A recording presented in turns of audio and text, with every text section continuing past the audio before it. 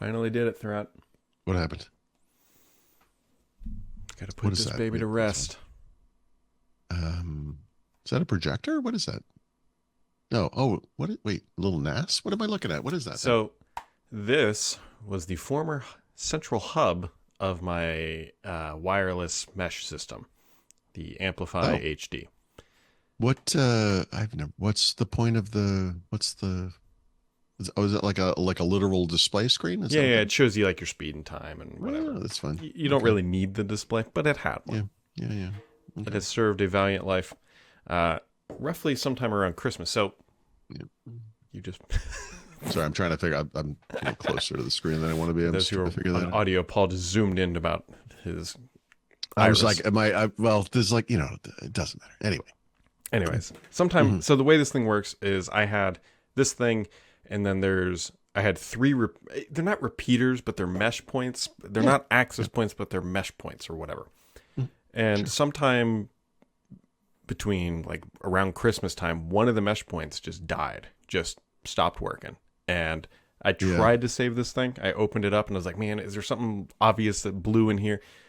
No, I could not get it back to life, which means like the whole kind of system like started to fail because now you're in the middle of the house and you're getting, if you're lucky, like maybe 16 down with a whole bunch of latency because the other two things are really far the other end of the house. This thing was in the basement. So it's like, all right, well, I guess it's time. So new system installed, up and running yesterday because doing the podcast yesterday would have been bad.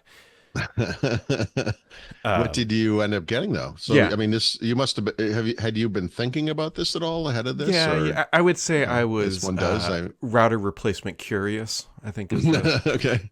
I've been looking for a while because whatever, like this thing is Wi-Fi 5.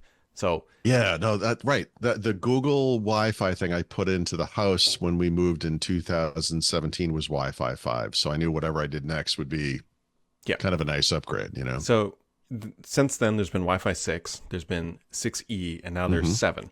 7 is way out of the budget. 7 is technically not, completely ratified or whatever. It's way out of the budget because you're looking at it to do a mesh system. It's like at least $1,000. No, that's not happening. Oh, I'm sure it's more than that.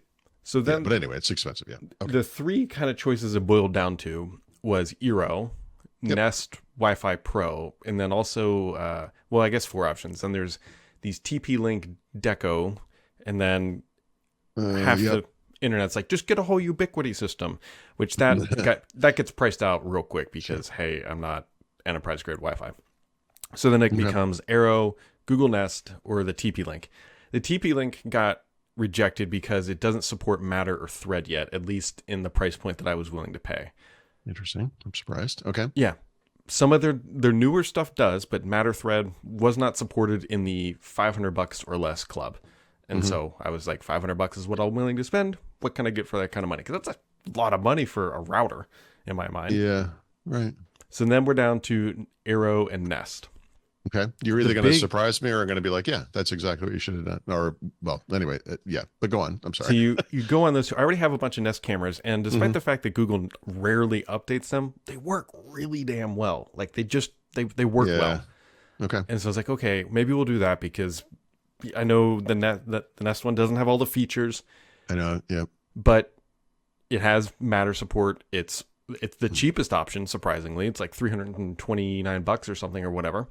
Or this is a 3-node 6E Wi-Fi setup. Yeah. Okay. But then there's the Eero side. And I was like, here's what I ended up doing, Paul Threpp. Okay. First time I've ever done this in probably a decade and a half. So my ISP, Alta Fiber in Cincinnati, which is a small ISP, like in the world of ISPs, will give me 3 Eeros, the 6 Pro E's, for $12 a month. Those things are $429 if you buy the 3-pack, which effectively means I can use these things for 3 years before I would we would have paid for the Google thing. Correct. All right. So I said, okay. Here's where it gets better though. Yep. The guy told me, he said, because you're leasing these things and they're not yours, when we get the Eero 7s in, he's like, you can just come in and just swap them out. He's like, we're not going to get them for probably a year, but he goes, you just bring one back in and we'll just give you whatever we're shipping at that time. Okay. So I ended up with 3 of the arrows for whatever. I'll pay $12 a month. So my gig down 500 up, I think is what I have, will come to $63 a month now, up whatever. Yeah. And that's the route I went. Now the other benefit too is the one thing I was going to go the Google route, but the reason I was hesitant on the arrows is that stupid subscription that they have. Yes, right. So that's right. My ISP includes it. So I was just looking up my own thing because I made a year ago. I bought my Google Wi-Fi 5 thing was needed to be replaced, and I like the Google stuff. But then again, the one issue I had with that setup was every once in a while I had to just like unplug them and kind of reset it. For some reason. Like the internet wasn't quite right. Something was wrong. And after a lot of troubleshooting, like just unplug, replug, and it worked fine. I was like, eh. And I did research, and like Arrow was definitely the best of the two, the better of the two. I think Google had just come up with the 6E version. They had like these shiny globe looking things. Yeah, they're pretty ugly. Yeah, they're kind of weird looking. And but Arrow was really expensive. And so what I did was I put a price watch on it. But on sale, and it was, I don't remember what I paid. I like you said, on right now they're on sale for $439. They're usually like $550. Yeah. They were significantly more expensive than the Google ones, but I knew they would be more reliable. And I'll tell you, this is one of the best technology purchases I've ever made. So when you were going through this, I'm like, oh my God, please tell me you didn't end up with the Google one. But I think you made the right decision from a technology standpoint for sure. And it sounds like through your ISP with this upgrade thing, from a cost perspective as well. So good. The Arrow stuff is fantastic. Yeah. Like it's really, really good. Yeah. I mean, I will tell you though, that it gives you a bit of, I think an aneurysm is probably the right word.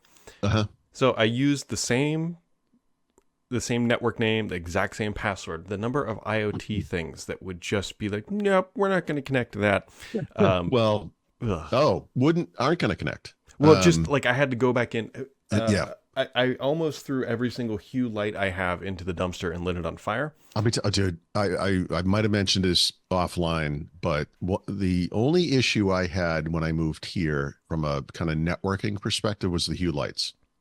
And part of it was I lost the little hub puck thing, whatever that's called, and was astonished to discover all these years later that A, there's not a newer version of this thing. B, there's not a version that works on Wi-Fi. It has to plug into gigabit or Ethernet port, in part because it uses its own goofy little wireless network, whatever. Okay, fine. I just, that blew my mind. And then none of my Hue lights would connect. None. I couldn't get any of them to work. And I had to literally manually take a picture of the dipshitty little serial number or whatever and type them in one at a time to get all the lights to come on. And thank God, if I was still at the house when we had all those outdoor lights, I would have murdered somebody. Yeah. But I had less than 10, whatever, inside here. So it was okay. But I love Hue lights so much. And my God, if you ever have to just like make it, it's awful, like getting it reconfigured like that. And the other problem I had, this is goofy. I have a Pixel phone. The app, it's the exact same. You actually sign in through the web, so it's the same everywhere. But on this one phone, I couldn't get Hue light. It would keep saying you already have an account, you don't need to set up. I'm like, I'm signing in. I could never get it to work, so I had to use like my iPad to get it all to do everything I just described, which I have only really barely described. But it was literally one of the days since Christmas, so only a couple of days, but where I just tried it again and it signed in finally. I've been struggling with this thing for this entire month. Like I want to kill Hue lights. Anyway, yeah. So I get it, I guess is what I'm trying to say. Yeah. We'll see whatever else. I think you're going to love this Arrow thing. As you it's use fast. it, it's just so good. Yeah. And yes, my God, I got the fastest ever in this room, which there's my router. You can see right there. That's the main one, or the one that's connected to the connection. I had over a gigabit download on this thing. It was like I think it was 1.1 or 1.3 right off this box, and I was like, I don't think I've ever seen a download speed that fast in my entire life anywhere in the world. You know, Mm-hmm. awesome. Yeah. It's just awesome. Yeah. Yeah, I'm getting whatever. It's all faster. That's kind of the net win here, and so we'll see. You know what? It's not just faster though. It is faster, right? But it's also better. It's better. Like Yeah. it's One of my yeah, IoT lights just shut off because I saw that. One thing you probably, if you turned on, you will turn off over time, or at least because I have so many computers, especially. But like, there's a setting in Eero where every time like a new device gets on your network, you can get a notification. That seems like a good idea for about 10 seconds, and then you're like, you know what? I don't need that. We're gonna turn that one off. I don't remember where it is, but I love this. I love it. Eero is one of the things I bought where I'm like, yep, this is. Oh, my kids came home with all these stupid Nintendo Switches and phones and things, and it's like boop boop boop boop boop, and I'm like, all right, you're going off. That's enough of that. Can't reach the switch to fix that light. I know why it didn't, but it doesn't. Anyways, yeah. Yep. So did all that. Everything seems to be. I don't know. Sonos took a while to figure its life out, but eventually did. Sonos, yep. Sonos is another. Actually, now that you mention it, yep. Love Sonos, obviously. Mm-hmm. I think these network switches are tough. Yeah, these are tough. It was only the weirdly, or maybe not weirdly, at least coincidentally, it was only the stuff I have hardwired in on the Sonos side. Oh, that's curious. Yeah, they had some. Do you use like Sonos Net or whatever it's called? Then obviously, yeah. So any place I have, just about all the sound bars I have for TVs are hardwired because I could. I ran wired to it. I'm like, I'm going to hardwire these. Look, the although there's less of a problem with Wi-Fi 6E and Aero, but the more stuff you can get off of the Wi-Fi, the less congested it is, and the better it is for everything. So Sonos is one of those things that will do that, and that took. I mean, you know this. I think you know this, and I'm sure you know this now if you didn't before. But there's like a bizarre little text screen you have to look at in the app to make sure they're all on. Channel 11 or whatever it is, like to prove it's on SonosNet, make sure it's not on the Wi-Fi so it's not congesting the whole thing. Yep. We just mentioned Hue Lights is another one. They do that automatically, or they force you to do it. The idea is you want things to be offloaded when they can be because it's better for everything else too, right? And then the whole crux of this thing was I'm like, all right, it's all set up last night. I'm like, how do I use Matter and Thread and all this shit? Oh, yeah. How do you? The answer is you can't. Like, it doesn't, like, there's no, this is willfully First off, my Nest thermostat, which is the Nest Learning, doesn't support Matter yet, or may not ever. I don't know if my cameras do. So one thing I've read, I haven't done, but you do a Hue Lights, so you have that Hue Puck. That's supposed to be one thing that can act as a Matter hub. I've read repeatedly, don't ever do that. I've never found any way to do anything with Matter. And one of the big stories of this past year, I think, in fact, because AI happened and kind of subsumed everything, we kind of forget about the other stuff. I think Matter is to smart home what, I don't know, 5G was to networking. Not that it's not important, not that it ultimately isn't great, but like it was this huge hype cycle. And I'm not really sure it accomplished anything, at least pragmatically yet, right?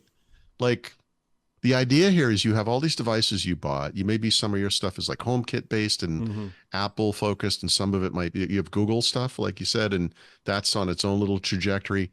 They each support some of the underlying protocols that are part of Matter, maybe, or don't, or whatever it is. And Matter is supposed to bring all this stuff together. You can have one interface. You can be like, look, I'm an Apple guy. I'm going to use HomeKit. Even though these other devices aren't HomeKit compatible explicitly, they're still going to work. It sounds awesome. I'm not saying there isn't a single human being that hasn't figured this out in their own house, but I don't think there is. I don't think it's worked. I don't think we've done it. So I still have my DMZ, right? I have the Nest and the Nest stuff, and I cannot get it into HomeKit. You want to live the dream. You want the one. It's the one pane of glass. This is something Microsoft's been talking about, right, for 20 years. The everything is in one place. Yeah. The other brilliant thing is so I found out you can use HomeKit or HomeKit, Home Automator. Home Automator, is that what it is? to do this, which the person who responded back said, yeah, it's kind of a pain in the ass. There's a $100 box you can buy of some guy who's hacked together a solution that you just plug into your network and it solves all this. No, it just does it. Okay. And I'm tempted. You know what?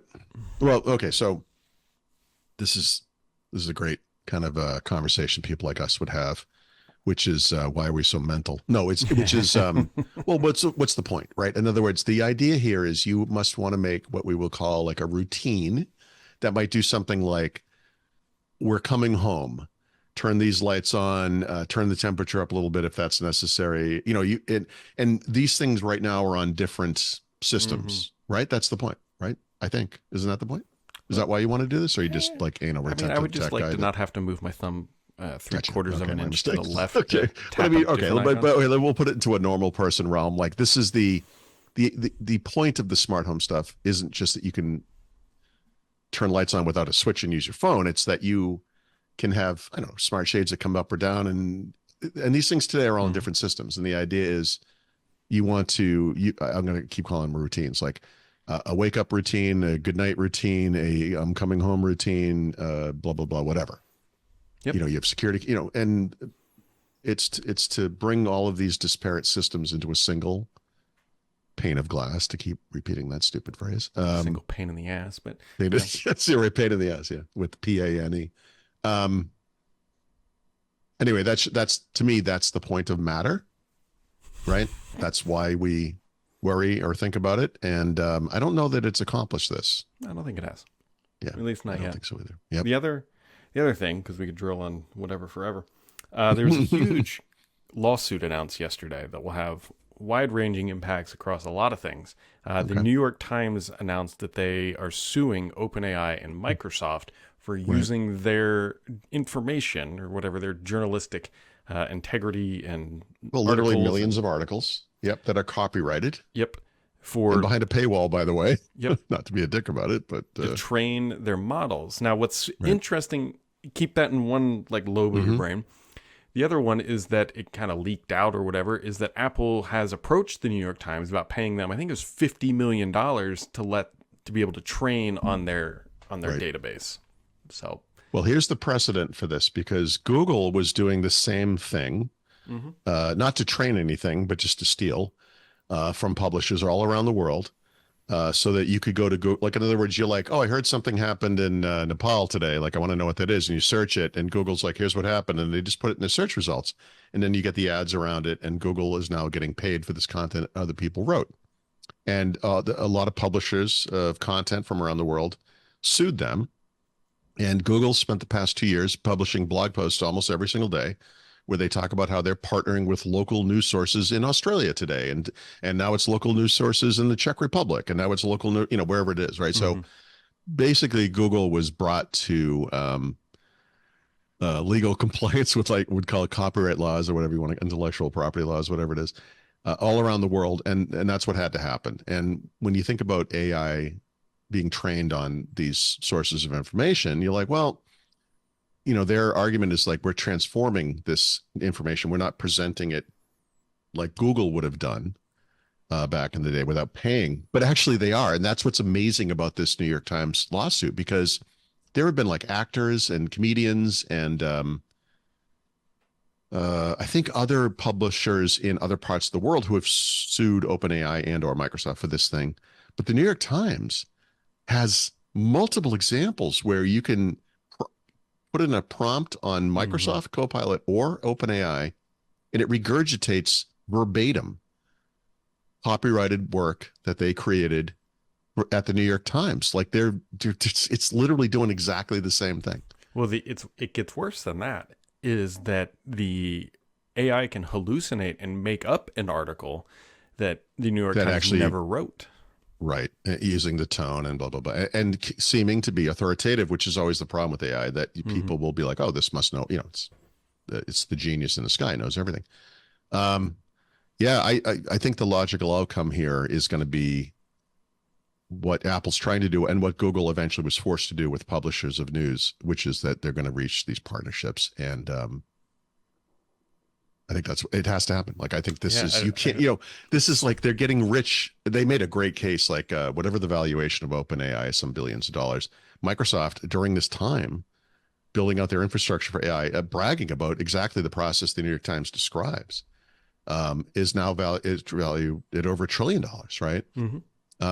This is all done off the back of work done by others that's copyrighted, that they're just stealing. And this is a very real issue. Now, whatever you think of the New York Times, I got to be honest, I have some issues with the New York Times. I've expressed this in multiple places at different times, but whatever, this is in fact, whatever you think, again, whatever you think of the content itself, they like to think of themselves as being authoritative. I think, honestly, most of them are actually borderline retarded, but they are creating content that's being stolen. And we can't, not just as a news or a content publisher myself, but just as a human being, you gotta, like, this is illegal. I mean, it's absolutely illegal. So yeah. So this will have huge, this is going to be like all court cases, very long, very drawn out.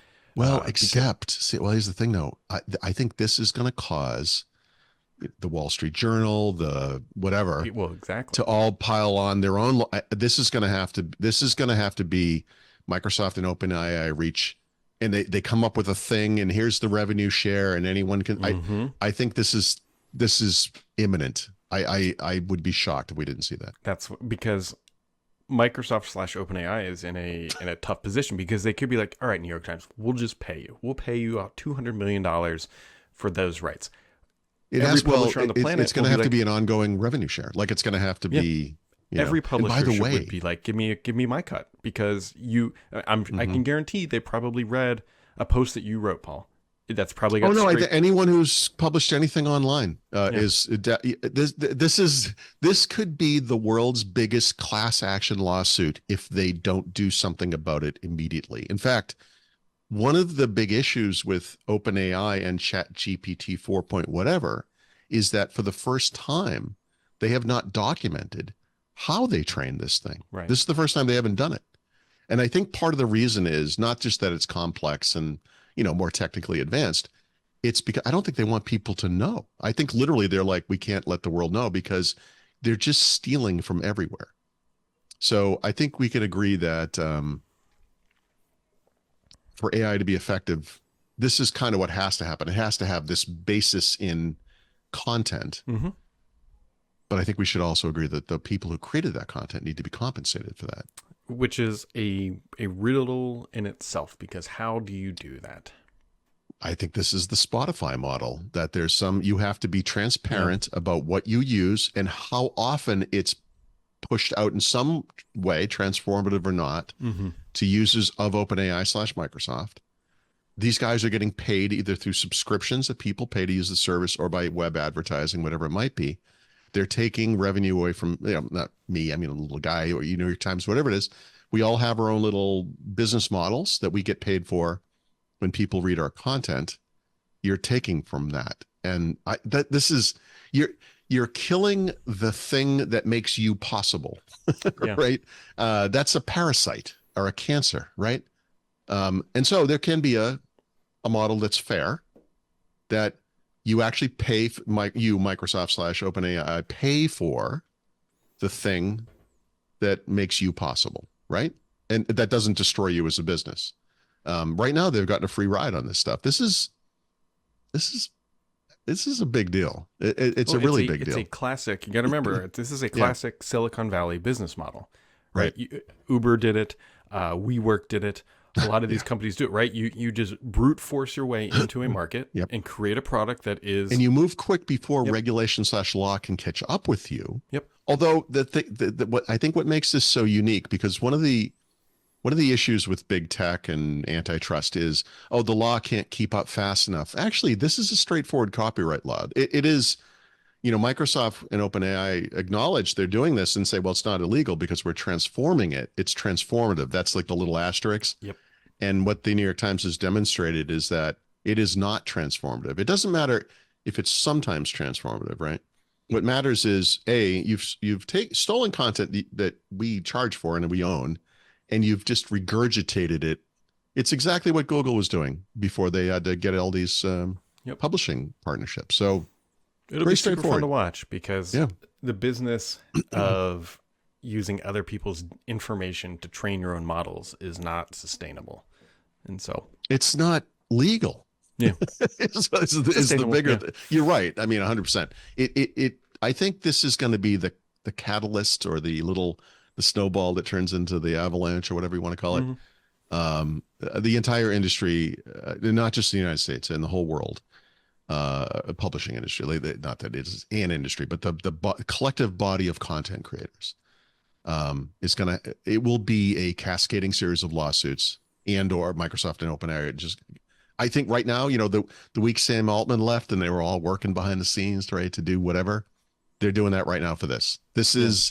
They have to solve this because Microsoft has literally bet the company on this going forward. And so part of the associated costs of the doing business, right, which to them is, I don't know, 10 to 15 billion dollars a quarter of AI infrastructure build out, is going to be some billions of dollars of whatever paying the content creators, right? Which to me will be like $1 a month, if I'm lucky. It's not like I'm not going to get rich off of OpenAI or anything like that. well, but the New York Times, it's not just OpenAI. There's Anthropic, there's Llama, Yep. there's all these other models. This has to be codified. It already is. Like, it's already a law, so they've got that protection, but it's going to behoove these companies to formally make this part of the business process, or I don't know what to call it, but they have to do this because otherwise they're going to be sued into non-existence, especially if you're a smaller place like Anthropic or whatever, right? Well, it'll be fun. I feel like this is a good podcast to end the year on. Okay. Catch you next week.